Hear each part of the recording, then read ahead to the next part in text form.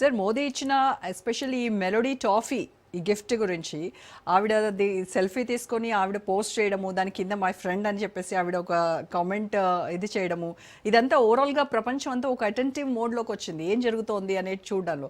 దీన్ని ట్రంప్ ఏ రకంగా రిసీవ్ చేసుకుంటారు, ఎలా చూస్తారంటారు ఆయన పర్స్పెక్టివ్లో? ఎందుకంటే గతంలో చూసాం మనము ఒక స్టేజ్ పైన మెలనీని ఆయన కాంప్లిమెంట్ చేయబోతే మెలనీ ఇచ్చినటువంటి ఒక వియర్డ్ ఎక్స్ప్రెషన్ ఉంటుంది, అది కూడా మనందరం చూసాం.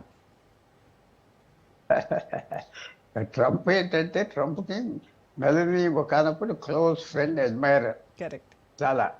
తర్వాత ఆయన అందరిని తిడతా మొదలుపెట్టి ఇది చేస్తా నచ్చేస్తాక ఆమె లెక్క లేకుండా వెళ్ళిపోయింది. లెక్కలేదు అన్నది పోవాలి, అది కూడా జ్ఞాపకం పెట్టుకోవాలి. సో ఆమె దగ్గరికి ఆమె జోలికి రాదు, ఎందుకంటే ఆమె ఏమన్నా అంటే నవ్వుతారు కదా అందరూ. సో ఆమె జోలికి రాదు. కానీ ట్రంప్ ఇవన్నీ చూస్తాడు, ఆలోచిస్తాడు. మోడీతో స్నేహం పాస్ చేసుకున్నాను అనేది జ్ఞాపకం వస్తుంది. ఇవన్నీ ఉంటాయి. హ్యూమన్ రిలేషన్స్లో చాలా ఉంటాయి. అలాగే మనం ఇంకా కొంచెం కామెడీ ముందలు తీసుకెళ్లాలంటే రాహుల్ గాంధీ గారి కోపమాయని ఇటలీలో సగం ఇటాలియన్ అవి ఉండి ఎవడు లెక్క పెట్టలేదు. అది ఇందాక అంతే కదా. ఇటాలియన్స్కి fine sense of dress, fine sense of architecture, style, fashion చాలా వాళ్ళ లైఫ్ స్టైల్, వాళ్ళ ఐడియాస్. బయట తింటారు, ఇంట్లో చిన్న ఒక చెట్టు ఉండిన బయట చెట్టు కింద తింటారు, ఫ్యామిలీ అంతా. ఇవన్నీ ఉన్నాయి. చాలా విశేషమైన కంట్రీ. వాళ్ళ పద్ధతిని అవన్నీ ఉన్నాయి. మరి ఆ మాత్రం ఈయన సంపాదించుకోలేకపోతున్నాడు రాహుల్ గాంధీ ఎక్కడ అంటే, మరి ఆయన కూడా మోడీ చాలా ఫ్యాషనబుల్గా ఉంటాడు. వయసులో మనిషి అయినా ఆయన పర్టికులర్గా ఆయన డ్రెస్ చాలా విశేషం కదా. మాల్ స్థాయి నుంచి వచ్చి ఈ పదవికి వచ్చి ప్రపంచంలో అందరితో ఈక్వల్గా చేయగలుగుతున్నాడంటే చిన్న విషయం కాదు. ఏం చేయాలంటే మనం ఎంత పెద్దవాళ్ళైనా ఒక చారిస్మాటిక్ యాక్టర్ మొదలు ఎలాగానే మనం ఎలా బిహేవ్ చేయాలో మనకే ఆలోచన వస్తుంది. ఎలా చేస్తున్నాం, కరెక్ట్ చేస్తున్నావా అది. మోడీకి ఏమంటారు ఆ సెల్ఫ్ అవేర్నెస్ లేదు, ఎంబారస్మెంట్ లేదు, అస్సలు లేదు. అది చాలా పెద్ద విషయం. పర్సనాలిటీ ట్రీట్లో చాలా పెద్ద విషయం. సో అందువల్ల నరేంద్ర మోడీకి మనం కూడా చాలా క్రెడిట్ ఇవ్వాలి. చాలామంది ఇందాక ఇష్యూ చెప్పారు, ఆయన ప్రధానమంత్రి అయ్యాక 2012లో ఇటాలియన్ సేలర్ ఇద్దరు జైల్లో ఉన్నారు. సోనియా గాంధీ భయపడింది, అది ఉద్దేశిస్తే ఏదో అల్లరైపోతాం, ఇటాలియన్ కదగా నేను వదిలేస్తానంటారు. ఈయన ప్రధానమంత్రి అవగానే బెయిల్ ఇచ్చేది ఒప్పుకున్నారు, వెళ్ళిపోయారు. తర్వాత కేసు కొట్టుకొచ్చేసాడు. ఇవన్నీ చేయాలి. ఎన్నో ఇలాంటి ఇన్సిడెంట్స్ ఉన్నాయి. యుఐలో ఒక ఫ్యామిలీ గొడవలో మోడీ గవర్నమెంట్ అక్కడ కింగ్కి హెల్ప్ చేశారు, చాలా పెద్ద హెల్ప్ చేశారు, ఆలోచించకుండా హెల్ప్ చేశారు. ఇవన్నీ ఉంటాయి రికార్డ్స్. చాలా దేశాలకి మనుషుల మధ్యన ఒక ఫేవర్ చేస్తే సాధారణంగా మర్చిపోరు. ఆ ఫేవర్ జ్ఞాపకం పెట్టుకుంటారు, బిహేవియర్ జ్ఞాపకం పెట్టుకుంటారు. తర్వాత మెలరీలా సంవత్సరానికి ఒక్కసారైనా 2 సార్లైనా నరేంద్ర మోడీని కలుస్తారు. యునైటెడ్ నేషన్లో కలుస్తారు, G7 మీటింగ్లో కలుస్తారు, G20 మీటింగ్లో కలుస్తారు. మిగతా భాషలో చాలా సార్లు సంవత్సరానికి minimum 1 year once or twice కలుస్తూ ఉంటారు. సో ఇది పెద్ద మనకి యాసెట్. చీప్గా చిన్నగా ఆలోచించేది కరెక్ట్ కాదు. అండ్ మోడీ ఫారెన్ తిరగకపోతే ఇక్కడ చేసేదేంటి? ఏ దేశమైనా ఎవరు ఎక్కువ తిరిగితే ఫారెన్ కంట్రీస్ ఆ దేశానికి మంచిది.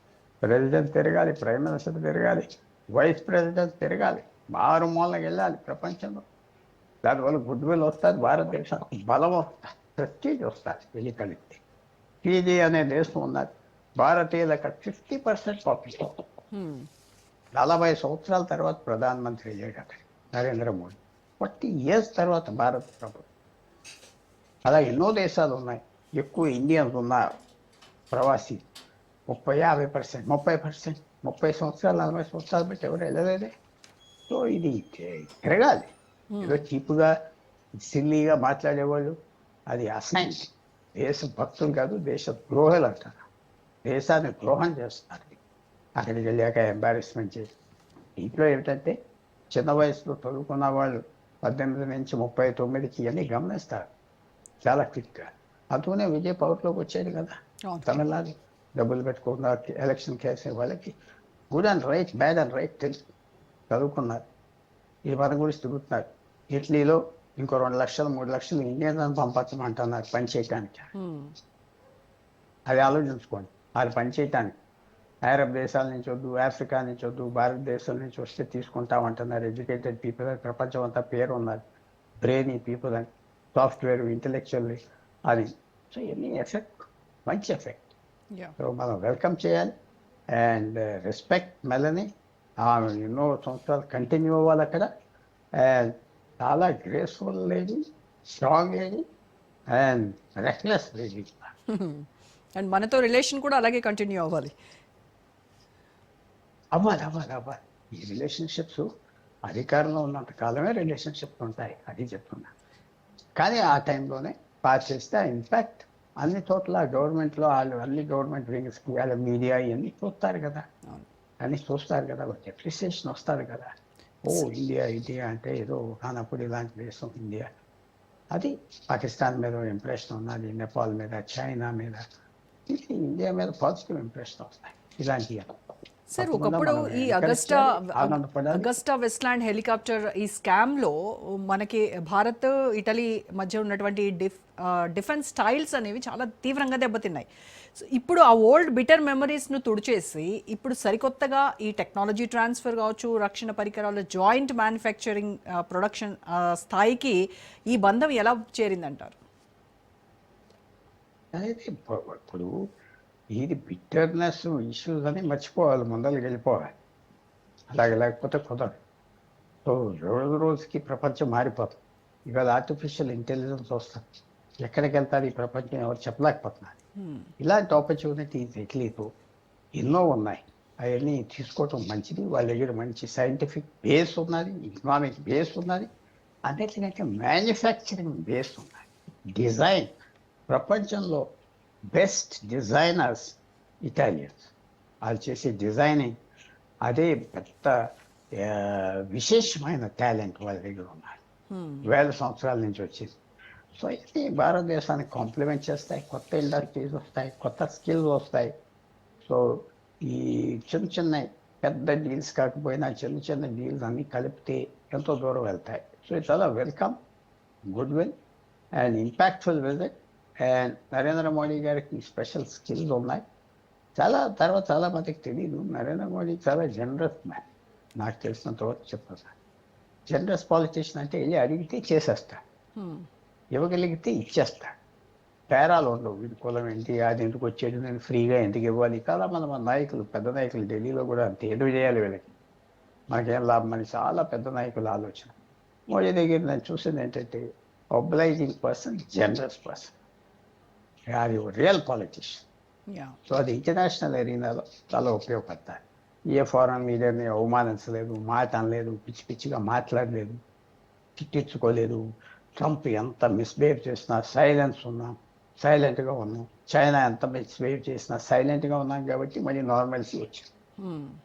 నార్మల్సీ. చాలామంది ఒపోజిషన్లో తిరిగి తిట్టాలి, మనం తిరుగుతున్నారని తెలిసి మిస్చివస్గా చేసి ప్రొవోక్ చేసినా ప్రొవోక్ అవ్వలేదు.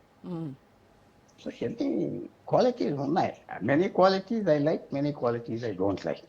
చాలా ఎకనామిక్ పాలసీస్ కుదరట్లేదు, చాలా ఉన్నాయి. కానీ ఆయన ఉన్న ఇంటర్నేషనల్ రిలేషన్స్లో ఆయన నెహ్రూ గారి లాగా, ఇందిరాగాంధీ గారి లాగా ఎవరైనా ఎంత పెద్ద మనిషి అయినా అలా చేస్తున్నారు. ఇంకా బాగా చేస్తున్నారు. 12 సంవత్సరాలు ఉన్నది కాబట్టి అది అడ్వాంటేజ్ భారతదేశం. కలిస్తే కమర్షియల్ స్పేస్ మార్కెట్ని ఈ రెండు దేశాలు కలిపి రూల్ చేయగలవేమో. ఎందుకంటే ఇటు అంతరిక్ష పరిశోధనలో ఇస్రో బలం కావచ్చు, అటువైపు ఏమో ఏరోస్పేస్లో ఇటలీకి ఉన్నటువంటి డొమైన్ ఎక్స్పర్టైజ్. ఈ రెండు కలిస్తే ఖచ్చితంగా మార్కెట్ స్పేస్లో మనం కమర్షియల్ స్పేస్ మార్కెట్ని రూల్ చేస్తాయేమో. రూల్ చేసానమ్మా చాలా కష్టం. కొత్త టెక్నాలజీ వచ్చి పాత తరివేస్తూ ఉంటుంది. డిస్రప్టివ్ టెక్నాలజీ వస్తుంది, మీకు తెలుసు కదా. కొత్త టెక్నాలజీ రాగానే పాతదంతా పనికిరాదు. కానీ ప్రస్తుతం భారతదేశానికి ఒక ఎంట్రన్స్ వస్తుంది కదా, ఎంటర్ అవుతానికి. కొంతమంది స్కిల్స్ వస్తాయి, కొన్ని కంపెనీస్కి నాలెడ్జ్ వస్తాయి, ఈ బిజినెస్ ఎలా ఉన్నది అని. సో ఇది భారతదేశానికి చాలా అడ్వాంటేజ్. అలాంటి దారి చూపెట్టి గైడ్ చేసి మనం మొదలుకి వెళ్తానికి ఒక మంచి అవకాశం. Right sir, thank you so much Pullarao గారు. రైట్, ఇది ఇవాల్టి special debate. Stay tune to Raj.